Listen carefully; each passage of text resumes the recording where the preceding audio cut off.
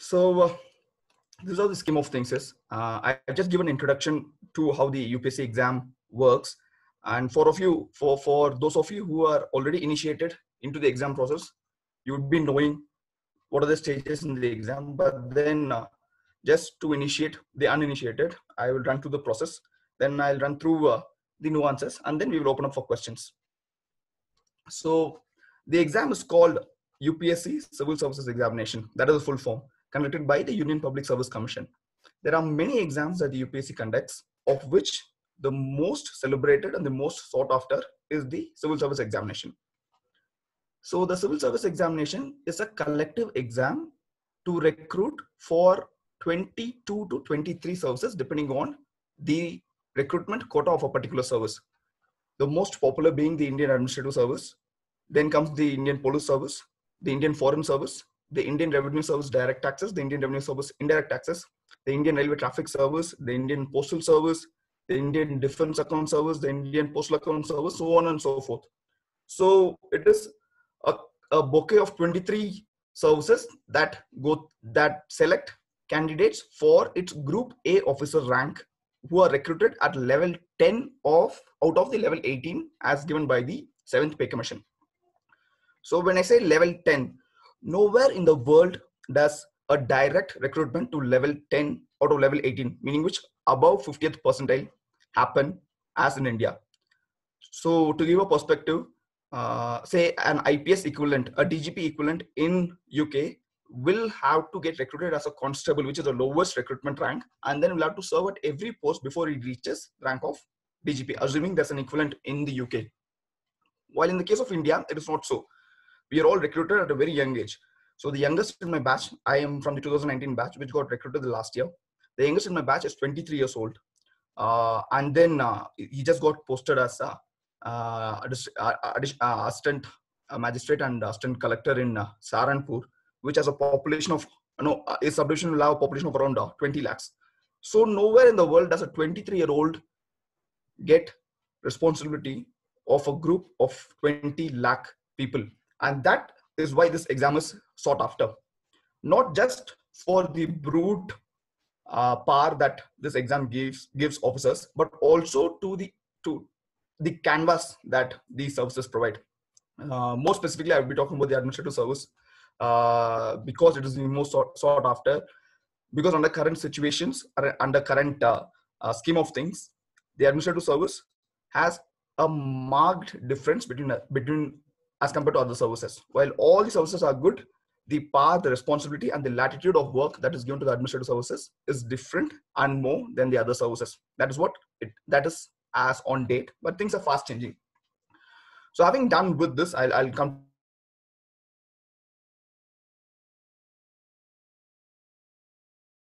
three stages. The first stage is called preliminary examination. A preliminary examination is it generally happens in the month of May or June, but then because of the current COVID situation, the entire timetable has gone for a toss. So that is the first stage. So last year around 10 lakhs, more or less, around 10 lakhs, if I'm not wrong, applied for the first round, the preliminary. And of the 10 lakh, 10,000, 10 to 12,000, depending on the vacancies that year, 10 to 12,000 people make it to the next round called the mains examination. So that is the second round. The third round after mains is called the interview, for which around 2,500 candidates make it to the final round of interview, which happens in UPSC Bhavan in Delhi. And of the 2,500, the number of vacancies, say when my batch got recruited, it was 750. 750 people are selected and they are ranked. All the 750 are ranked, and based on your option of the service and the vacancy of the same, you will be allotted. So for a general category student, it is very safe if you end up being, in the top 100 if you want the Indian administrative service, and so on and so forth. It varies for different category students.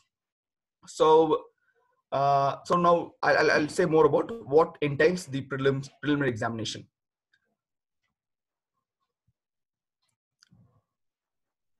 Hello, am I audible, Vignesh?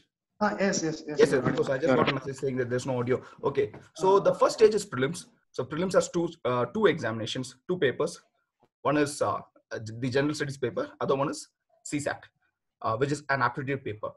So there are 100 questions in general studies, which counts towards your selection. While the next one, CSAT is merely a qualifying paper. You need to get 33% to qualify. So unless you qualify your CSAT, you cannot go on to the next round of selection, which is the mains.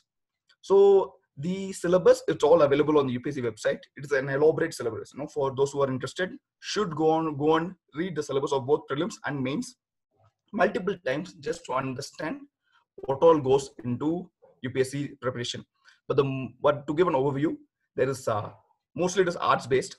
There is geography, there is history, there is economics, there is polity, there is current affairs, there is environment. So these are the major topics around which UPSC asks questions. So after that, so when your prelims is done, prelims is an MCQ kind of a paper where you have to shade, there are 4 options, of which obviously one is right. And there are negative markings. There are negative markings to the extent of 1/3. So after which the cutoffs keep varying depending on the toughness of the paper. So I had given 4 prelims and I've been lucky to clear all 4. So in my first prelims, the cutoff was around 120 out of 200. Then the cutoff came down to 108. Then it went again up to 112. And the last one, when I cleared, the cutoff had come down as much as 98 marks. So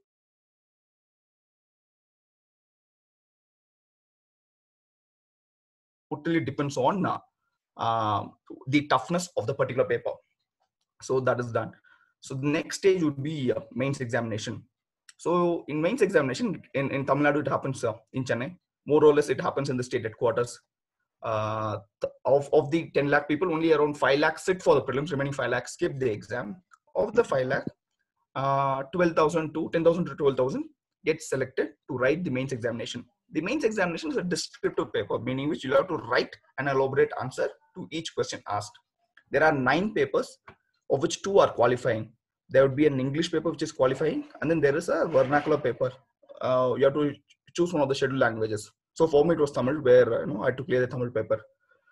There, for both English and Tamil, you have to score 30% to qualify. The remaining 7 papers would count towards your overall score. The 7 papers would be essay. Then comes your 4 general studies paper. It's called GS1, GS General Studies 1, General Studies 2, General Studies 3, and General Studies 4. And then you'll have to choose 2 optional papers as well. So that makes it 7. So what are these optional papers? So there are a list of optionals, which would be specific subject that you'll have to study. So I had taken law. It is not necessary that that you have to take the same paper that you graduated in. There are many engineering papers also, mechanical engineering, civil engineering. There are core sciences also, physics, there's mathematics. But the more popular ones are geography, sociology, off-late anthropology, public administration, political science, so on and so forth. So these are the more popular ones. For people who are interested in literature, there is also Tamil literature. There is also for people from other states, there are all literature of the scheduled languages are available to be taken as an optional subject. So this is done. So after which, the total of mains is 1,750, which gets which gets corrected, and then of the 12,000 who take the mains examination, only 2,500 are called for the final interview in Delhi. So the interview is for 275 marks. It happens in Delhi, and after the interview, there's a medical also. So there are times when a particular person is not fit for a particular service. If every service has a different medical criteria to fill up. The medical criteria for IPS is different from that of IAS, and that for foreign service is different from the other services. So that comes to the later stage. So after the interview, the final merit list is for 2,025 marks. So the topper, anyone who gets the topper last year is around 52% all India rank 1, meaning which even if you get 52%, you have a great chance in clearing the exam, because the vastness of the syllabus is such that it is impossible almost to cover everything. So hence it is considered one of the tougher exams to clear. It takes It's just not a test of knowledge alone. It is a test of a lot of synchronized work. It takes, because the syllabus is huge, because the syllabus is undefined, because the syllabus is open. You will have to work out channels through which you will have to spend maximum time in in fields that have maximum returns. So, and this is where the assistance of coaching centers come. I never took coaching personally, so I never took coaching. But then I took test series. So there are good centers in Chennai. Chennai has evolved as a good center for UPSC coaching. There is Delhi. There is Bangalore. So I would recommend, if you're one such person who would like guidance and then direction, you may join a coaching center, because there are both benefits and costs obviously beyond the financial costs, and the time that it takes to prepare. It is still a worthy investment, especially if you're focused and if you would like to make it in the first attempt. There are again advantages of making it the first attempt, which you would understand in the long run, because age is an important factor in government services, where you get empaneled as a secretary at the age of 30 after 32 years of service. So one will have to clear before the age of 28 in order to get empaneled as a secretary. So these are factors that really count. And then having covered this, rest everything, like what would be the nature of a mains question paper, what would entail choosing an option. All these things are finer nuances, which I think for people who are already invested in the preparation would know, and I would like to address it in the question and answers session. So that is the overview. Now coming to the worthiness of the job. So there are many who keep questioning themselves if the job is worth it. So yesterday we were asked the same question by the principal secretary as to why did we choose to join the service.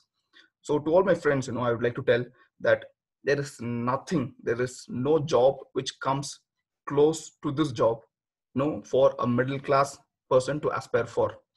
The UPSC, is absolutely transparent. There is no doubt about it, because my batchmates, I know some of them come from extremely poor families. A batchmate of mine, her family is a Narega worker. Her father is a Narega worker. So I can vouch for the transparency, because I cleared it, and I know, it takes just hard work and discipline to clear it, and nothing more and nothing less.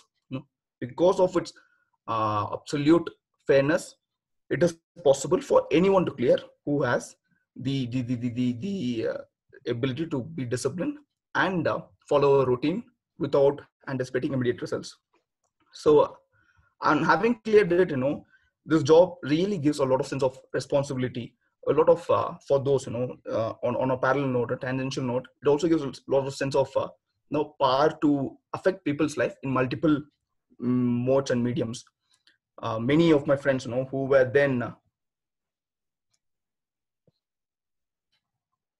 hello. Yeah, continue, Pramod. Yeah. No. So many of my friends, who are in the NGOs, they're also doing great job. Is the civil service alone of a medium to society? Of course not. But then, being part of the state, you are able to affect a larger audience, a larger mass, by the virtue of you being part of the state.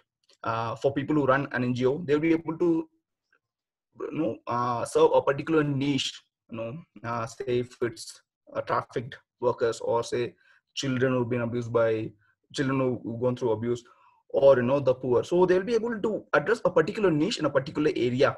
But it takes state power to expand that idea. It takes state's assistance to go beyond limited resource crunch and affect larger population. And then the service profile, the administrative service profile, is such that it keeps exposing you to varied job options. Say one can be MD in Air India, especially during this time where Air India is going through liquidation. You can be MD of a bank. You can head a cooperative. You can head a district. Obviously, then you end up planning policies that go on to affect. We were just having a discussion on how MG Narega evolved. Because MG Narega is the most celebrated government scheme that came in the last 20 years, and it takes a bunch of 5-6 officers to put their head together. Here, led by Juan Rees. So so it is possible to affect a lot of lives, which does not come with any other job in the country. And that is why, it took me 4 years. Right after college, I kept failing the exam. I kept preparing. And to my friends, who some of you would have attempted also the exam, I would say it is totally worth it. It is totally worth it. The time and the energy that we invest in it will not go in vain. So that is my take on spending years of preparation. So then I think that's about it. I'd like to open it to questions, because I'm sure I've left out many dimensions. And for people who want to ask questions, please shoot, type it out. I don't know how will it work. Vignesh, will you be taking the questions, or will they directly address me? Yes. I'll help you out in the. I'll help you out. So people, you can post any questions if you have in your in the chat box. You can just type into in the chat box. So on behalf of you, I'll be questioning Mr. Pramod. So you can post your questions in the chat box.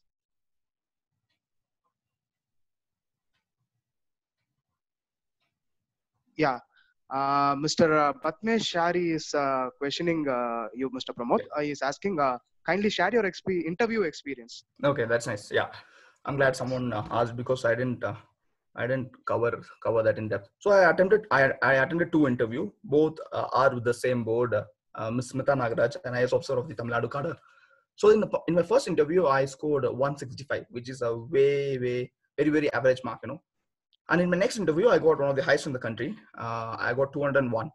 So the interview is not a subjective process at all. The interview is not a subjective process at all, contrary to many opinions on the net. Because I can vouch, having gone through the process, having attempted 2 interviews, I would say they try to be as objective as possible. The parameters would include whether you are biased, whether you have a linear thought process, whether you retreat when it comes to things that affect you personally. So an example would be one of my friends. He was asked. He's from Tamil Nadu, and he was asked, "Tell me 5 places of worship in Tamil Nadu."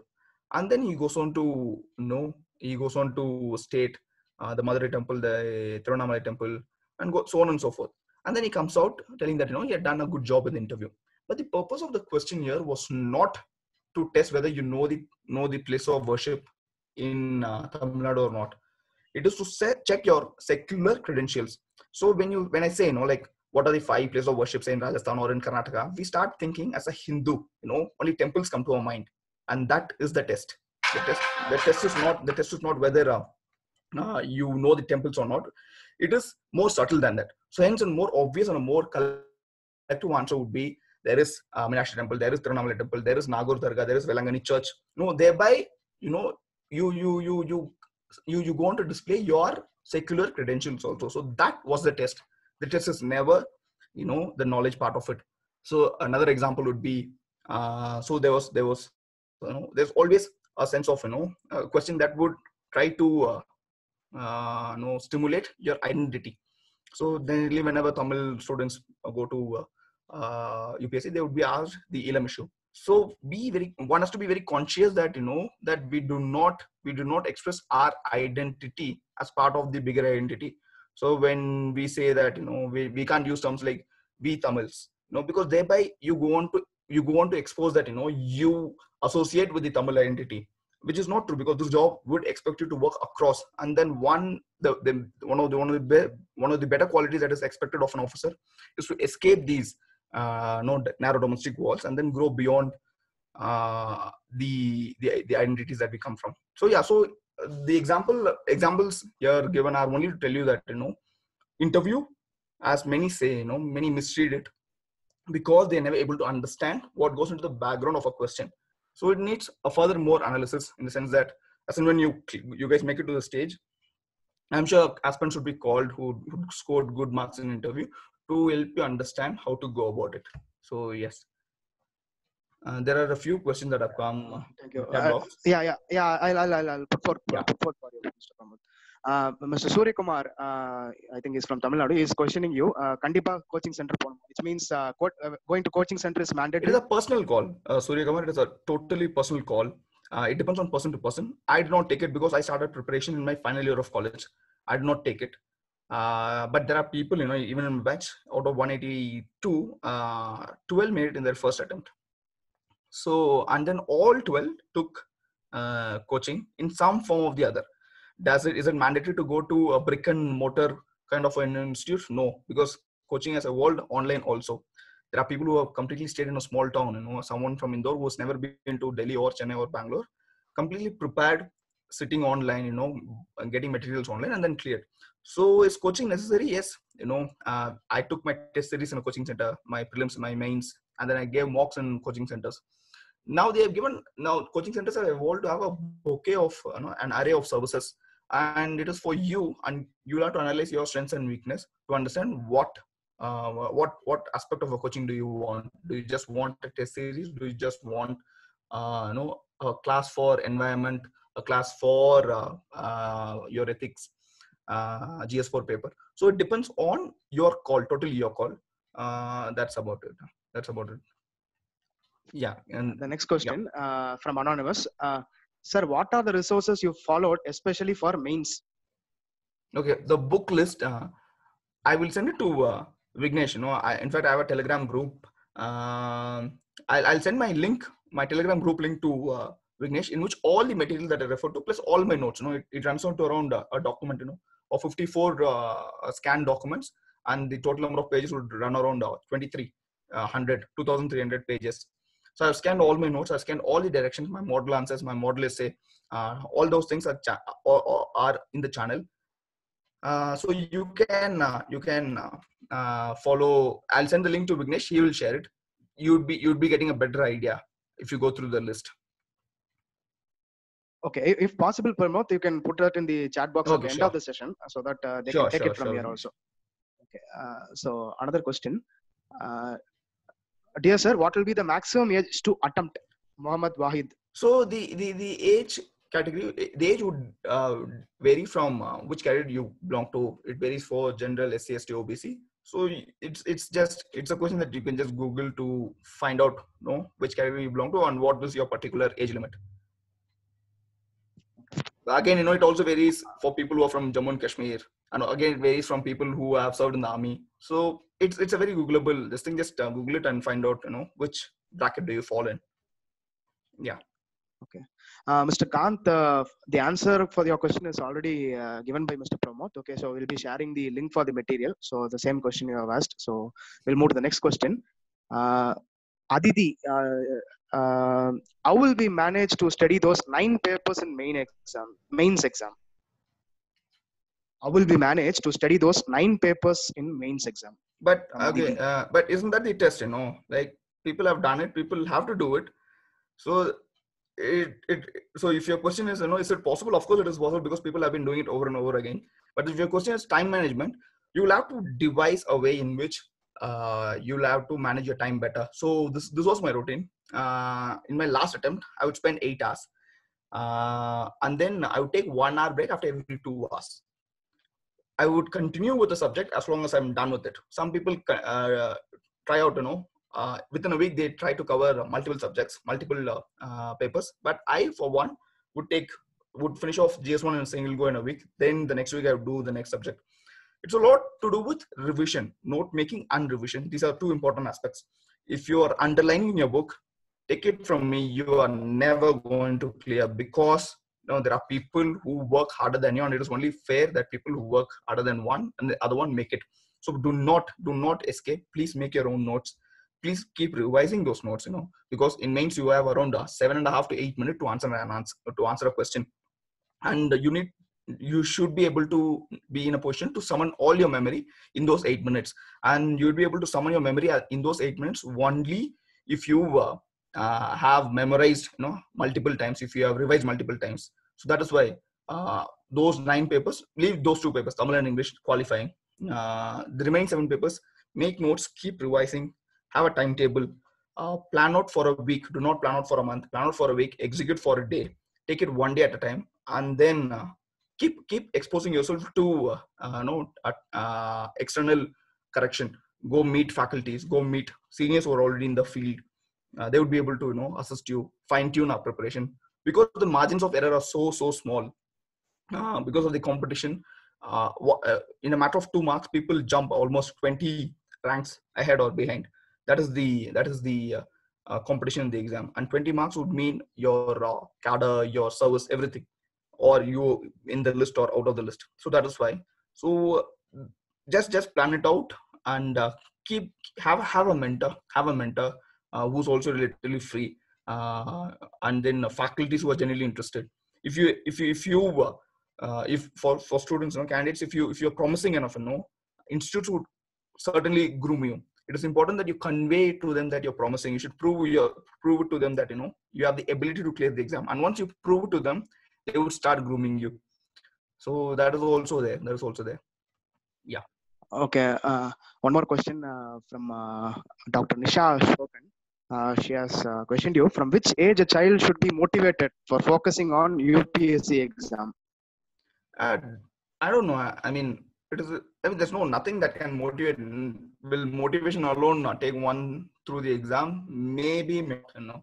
I decided in my final year of college. There are people who worked 4 years, and then the only topper he worked in Japan, Hong Kong for some time, and then he came back. So it is anybody's call. Motivation does give an early start, but motivation alone does not take one through the exam. It is discipline and steadfast belief that in spite of time, the process will fructify. So that is the more important part. So don't push a child, don't force a child into doing things. Let the child make its choice, because many a times, like I was in Chennai for 2 years preparing, I was in Bangalore for a year. Most people turn up because of parental pressure, and that weighs the candidate down a lot, because this is a tough exam. If it was easy, it would have not been celebrated. Nobody now celebrates passing 10th exam. No, because it is now easy to pass a 10th standard exam. The exam is tough. That is why I've been called to talk. If it was easy, I would not be called to talk here. So please, do not know, for candidate also, do not join because your parents are asking you to do it. Do only if you like to do it. Do pursue the exam only if you're sure that you're ready to take failure over and over again and pursue it in spite of these failures. Okay, so yeah. A small announcement, participants. We'll be posting the feedback link at the end of the session. So I request everyone to poll the feedback link with your basic details so that the e-certificate for your attendance or the participation will be mailed to the mail IDs. That's just an announcement. Okay, we'll move to the next question. Yashwant has questioned you, Mr. Pramod, is asking how mechanical engineering can help in administrative services. Most probably he must be a mechanical engineer. He's asking you how the engineering graduation will help him out in preparation of administrative services. Okay, so it is more to do with. Let us take the question like this. Can we make it a general engineering? Yes. How an engineering graduate can equip himself? Yes. No. So there are certain subjects which obviously help the administration. Things like a lawyer. Having done law, when you come to Labasna, which is the training center for IAS officers in Masuri, if you come here, you would predominantly be taught only two things: public administration and law. So that certainly helps in administration, because as a SDM or as a DM, sub collector or a collector, you're given a lot of powers under CRPC, under various acts, no less than 72 acts empower. So that's an advantage. But having engineering in general, so helps in giving a newer dimension, because the senior officers, people who are in joint secretary rank and above, were people mostly from the arts background back then. Of late, in my batch, 118 of 182, which is a brute number, 118 are engineers, and it is now sought after, both because of the number of engineers who take it, but also it helps in adding a newer dimension that was missing in administration all this while in India's history. So the trend of engineering engineers joining the administrative service started off, I think, in the 90s, late 90s, and those officers are still up and coming. I think they would have been empaneled as for 20 years. They must be in joint secretary rank now. So it helps in adding a newer dimension. So having said that, the administrative service or the police service or the foreign service, they're all generalist work to do. It is event management at a very, very large scale. So from there, I think you will have to initiate yourself into multiple subjects when you start joining the service. Say, for example, I'm a lawyer. If I end up, in Ben Milk. Ben Milk is the Amul equivalent in Bengal. Then I have to know about food processing technology also. So there, I will have to learn. Similarly, like a mechanical engineer, if you are posted as the law secretary, then you'll have to know the law. Know how a law is drafted, the making, the nuance for law implementation. So will graduation help? Maybe not, because of the nature of the subject itself. Yes. Yes, so we have received more than 40 messages. I don't know whether we can fulfill all the questions which are posted here. But anyhow, we'll be sharing Mr. Pramod's mail ID in the chat box later, so that you can, if any questions are missed out during this session, you can post it to him directly. Okay, we'll move to the next question, Pramod. It's from Nayan Panchal. He's asking, Because sir, I what use is a this? government, just to interject here, I won't be sharing my email ID because it's a government ID. I would share a link, so you can just access me through Instagram messaging. That's easier for me. Okay, I mean, less okay. governed by government procedure. Okay, thank you. The question is, what is the strategy in choosing optional subjects for mains examination? What is the best option?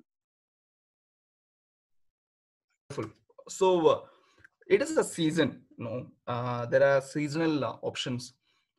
Currently, anthropology is very sought after because in the last 3-4 years, anthropology has given good dividend. So when you choose an option, do not get bogged down by your graduation subject. So it is that a lawyer will have to take law. It's not necessary that a doctor will have to take medicine. You have to choose your liking. That's one. Two, available resources and material. So I generally scored less in my first and second mains because there was no proper guidance for law. If given an option, if I have to tell myself, a younger myself 4 years ago, I'll tell them to go for an option, something like say sociology or political science, because there were a lot more resources available for these two options. End of the day, we'll have to clear the exam. We need to master our particular graduation subject. So when you choose an option, see if you like it, go through it. It is a time that you need to invest. Take at least 1 week to go through all the available options. If you're good at Tamil, it doesn't matter even if you're an engineer. A friend of mine, she cleared with Tamil option in spite of being from agriculture background. The highest person who scored highest in law this time, Shubham Gupta, he is not a lawyer, he's a commerce student. So it keeps varying. Currently, the more popular options would be anthropology, public administration, political science. Geography was popular, but resources for geography are immense. So there are a lot of guidance available for geography, but of late it has not been very scoring. But things change. Political science, public administration till 2 years ago was not very scoring, but 2018 and 2019 there's been very, very remunerative, very, very good scoring subject. So make your decision on these three choices. One, your interest. Two, available guidance and resources. And third, is it popular or scoring during that particular period of time? Yes. Okay, And do not buy into coaching centers. If you go to a particular coaching center, they would force you to take up an option just because they have a faculty there. So do not get bogged down by their pressures. Make your independent choice. Analyze. There are a lot of toppers who have written on Quora and other public forums. Read them properly. Then make a very informed choice, because it is vital. Options are the most essential part in UPSC mains. So keep that in mind. The next question, is it good to take up a job after graduation and do a parallel preparation for civil services recruitment? How it will work, from Mr. Karthikeyan? So we were analyzing the data. There are people both who have worked as well as done it full time. I've done it full time. There are people who have cleared the exam in spite of working, but it will depend on you. One, if you have financial compulsions, then obviously you will have to take up a job. But if you take up a job, that should not be an excuse not to invest those 7 to 8 hours a day. So there are people who, a friend of mine, he worked in the DRDO, and then he would come back, and then he would start his preparation from 6 in the evening to 12, 6 hours, and in the morning again, for 2 hours. So he made sure that his job did not affect his preparation. And if you're someone like that, I think you should do it. You should do it. It really does not matter whether you're working and studying or fully studying, because if you're fully studying also beyond 2 years, it drains out. There's no motivation left. There's nothing to look forward, and then one is getting old without one's curriculum upgrading. So there are benefits and costs on both sides. So that's a call that you have to make depending on your personal situation. But there is no inhibition, there is no obstacle if you're working, but you will have to invest those 8 hours in spite of working. What is the roadmap you prefer for starting the preparation for civil services right from beginning of joining for graduation? Okay, so the first one would be choosing the option. First one would be to understand the syllabus, to understand the exam process. That would be the first step. And second one would be going through the experience of the candidates who cleared the previous years. You'll have to go through the way they answer, the way UPSC questions, what are the questions that UPSC asks. So that will help you prepare mentally as to how will you go about taking notes or reading newspapers, all that stuff. What are the resources? There are many current affair books that coaching centers come up with, which are very good off late. So these things are there. So this will help you to chalk out a strategy. And after that, you shall choose your option. Then you prepare, you give at least 6 months for your mains. So you prepare for your mains, then you prepare for your prelims, because the syllabus of prelims is a subset of mains. So you do that. You prepare for mains and then prelims, and then take an attempt. Do not take a rushed attempt. Wait. I gave my first attempt right after graduation. I was lucky to clear prelims, but then I could not clear mains because I did not give enough time. The exam syllabus is such that it will take at least 8 to 10 months to complete the syllabus. So whenever it's your first attempt, give it as a complete attempt. Do not give it in the run of a mill, with the run of a mill idea. Okay.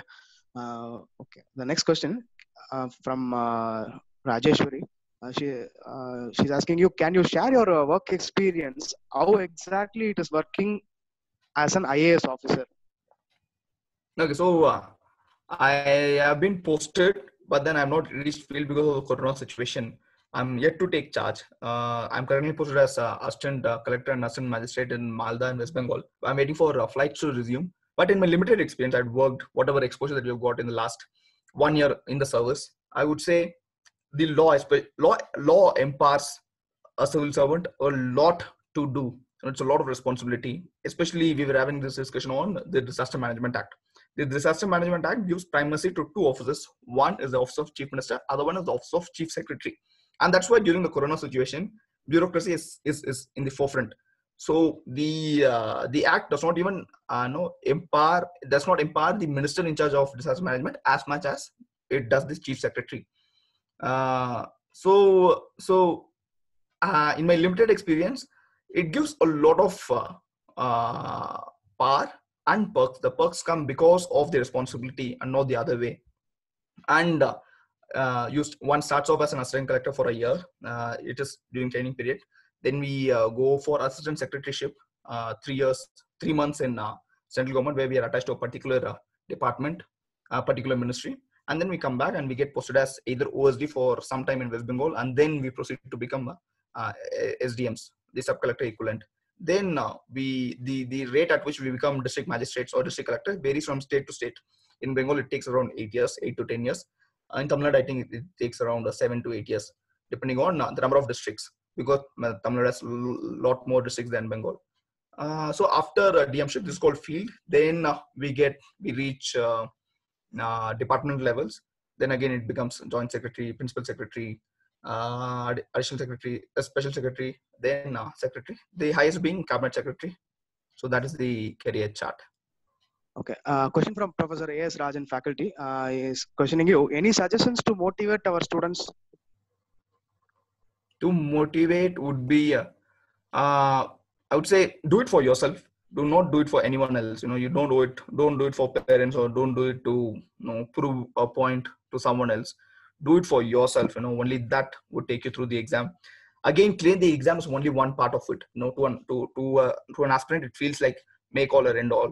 But it is an ongoing process. When you get selected, you come to Labasana, you see the best of the minds in the country, and then you'll have to fight out here also. You'll have to prove that you're worthy of your salt here also, and then you reach your states. Again, you'll have to garner for rightful time and attention in another crowd that also competes for the same. So all this is possible. All this is possible only because you will have to do this only for yourself. If you don't do it for, if you come from a position of where you're doing the exam or any other activity for someone else, it may not last long. It may not last long, and this is a long driven battle. One of my friend, she cleared it in her 6th attempt after investing 7 years. So primary, the bulk of one's 20s got into the preparation process.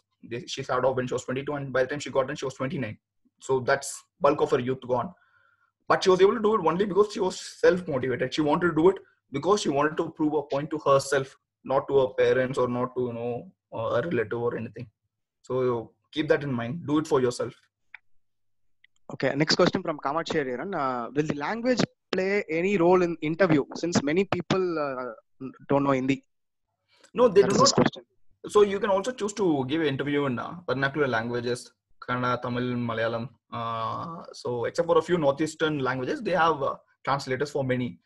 Having said that, Hindi does not matter. In fact, there are very few people who got selected with Hindi as a medium of in interview or in mains. In fact, we were doing the study. There were more people who cleared using Tamil as a medium of language for interview and mains. So there's no preference for particular language, at least within India. But having a good expression in English or in any other language really helps, because you have to convey what you think, and you'll have to use the right and apt word for conveying that particular thought. So that is always an advantage, not just in interview, but in life in general. So yes, language, not a particular language, but the ability to communicate your thought process really matters, both in mains and interview. Because you are writing a paper and then that paper reaches someone else, they would not know what you are or who you are. What you express is what is being evaluated. That is the whole process, exam process here. So expression in a particular language, both in the spoken form and in the written form, really helps. But does not matter. It could be Hindi, it could be Tamil, it could be English, it could be anything. But expression in a language matters. Okay, next question. We'll move fast. Question from Nakul Pranav. As a beginner, where to start from the preparation? Okay, as a beginner, I would say the same thing. Read through what the toppers have written. Make a book list. I'll share my book list on the Telegram. It's in the Telegram group. You can join to access all the scanned documents.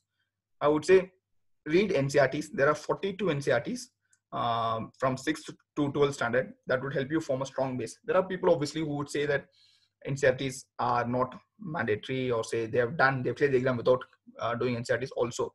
There are 180 ways to clear the exam, because we are 180. Each one will have a story. For me, I got through after multiple failures.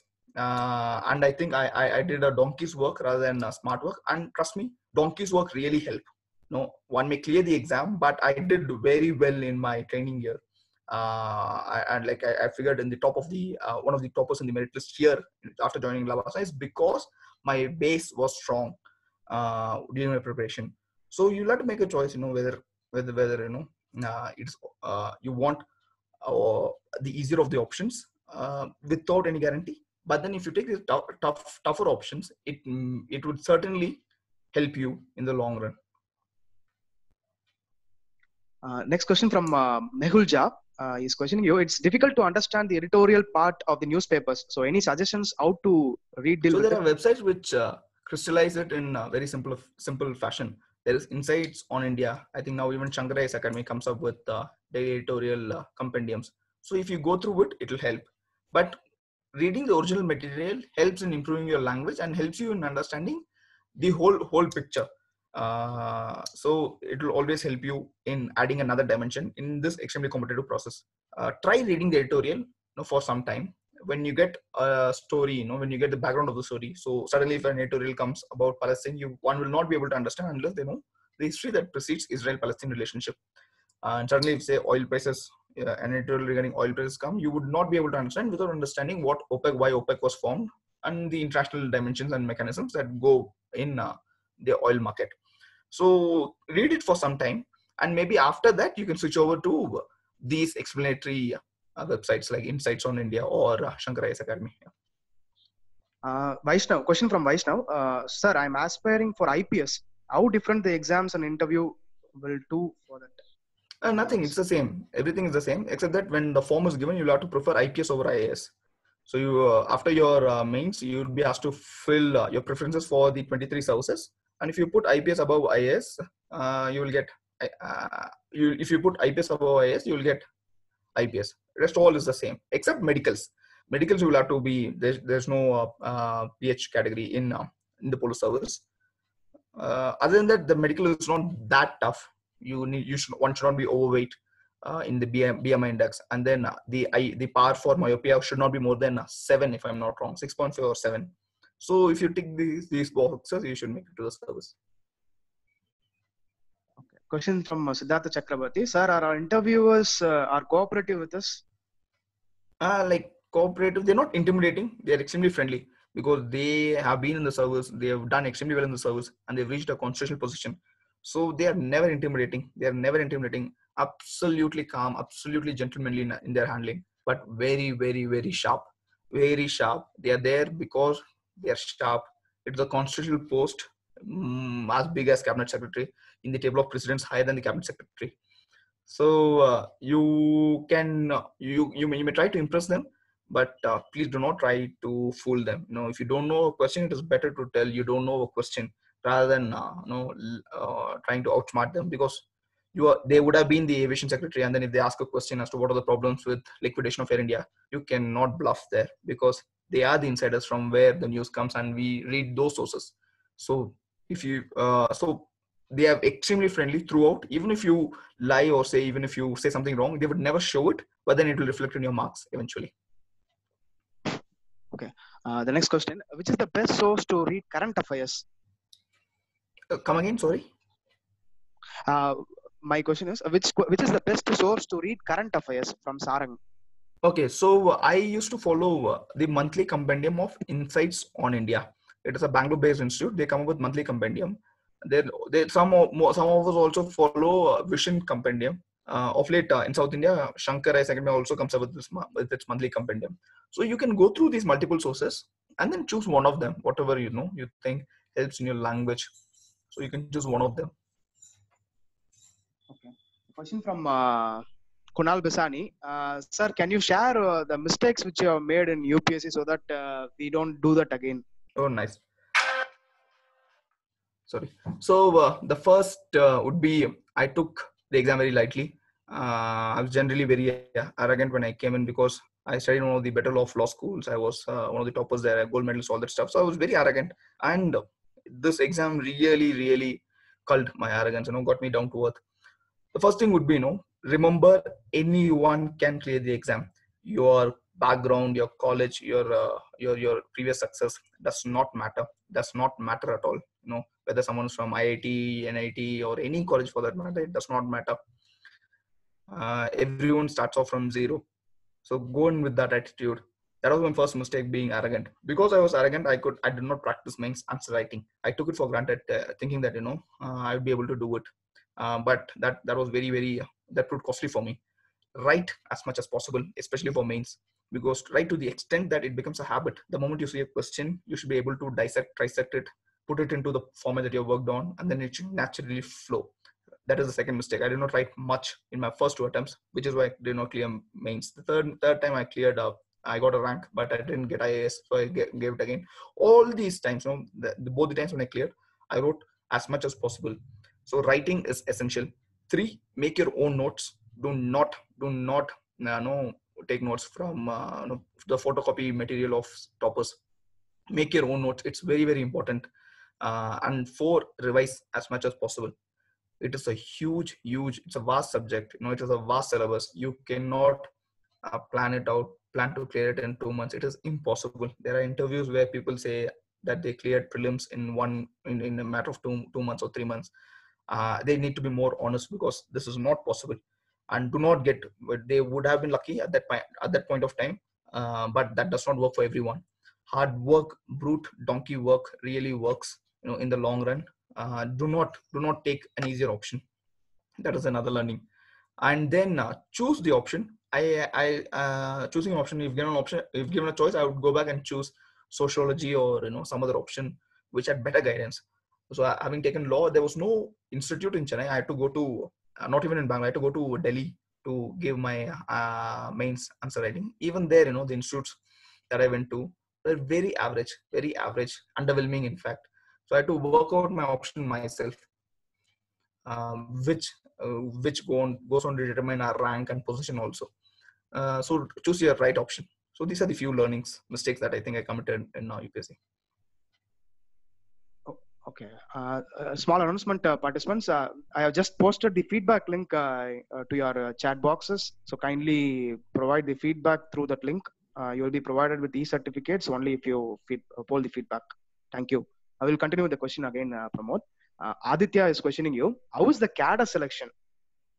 Okay, so CADA selection is an interesting question. Which there are a few videos on YouTube which beautifully explain it.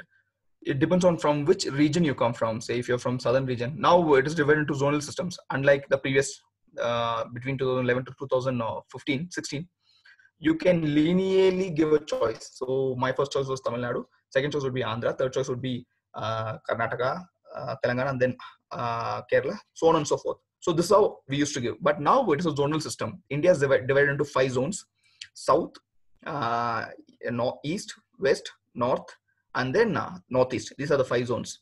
So you have to prefer zones first. So my first preference was south zone, then is west, then north, then east, then the northeast zone.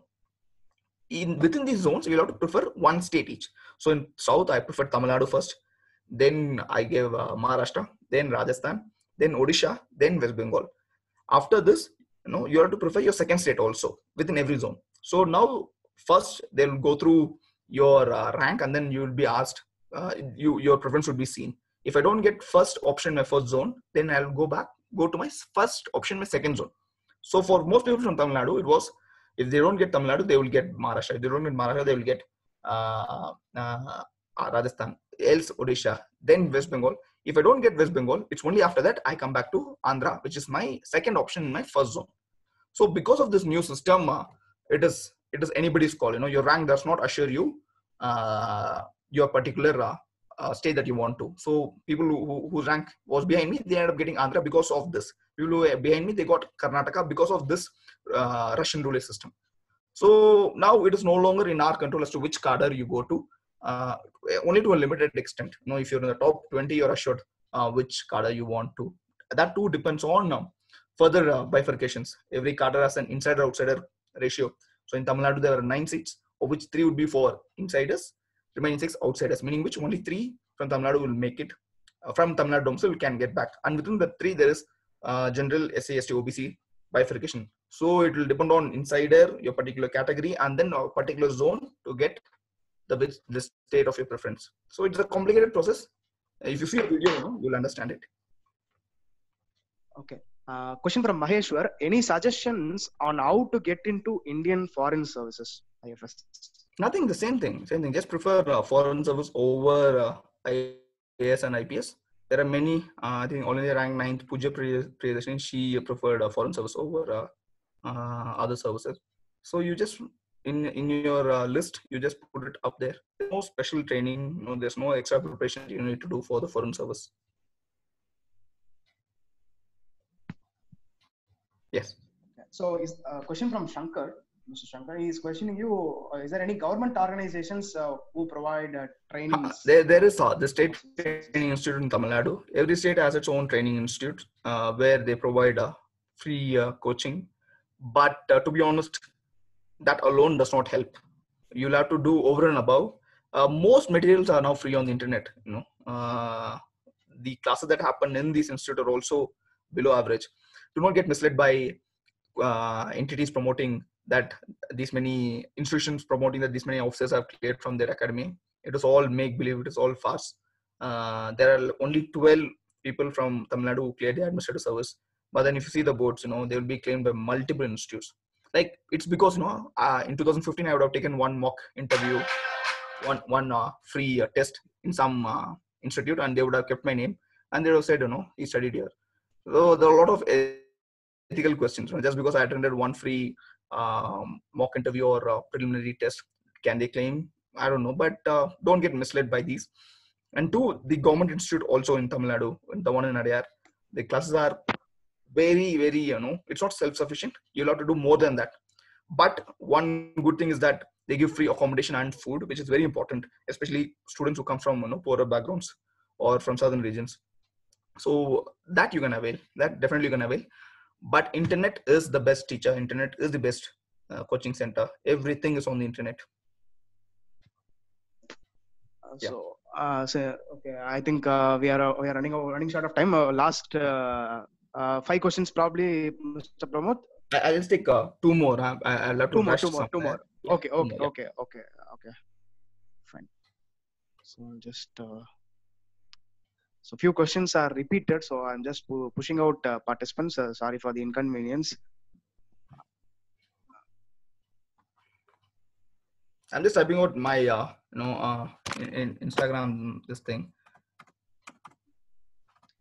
Okay, parallelly I'll just read the question, Pramod. Yeah. Is there any elimination process after getting selected and joining the academy? No, there are no elimination process except if you are against the service rules, the civil service conduct rules. If you're convicted in a court case, or if you're found to have fudged any of the documents that you joined, then you would be removed. There are the ranks here will not determine you being inside the service or outside the service. Once you're selected, you're selected. But it determines your performance in the academy, determines your seniority within the list. So the seniority would keep varying depending on how good or bad you perform in the academy. Yeah. So one more last question. Forest service examination different. So this will be the last question for today's session. Okay. Since we are running short of time.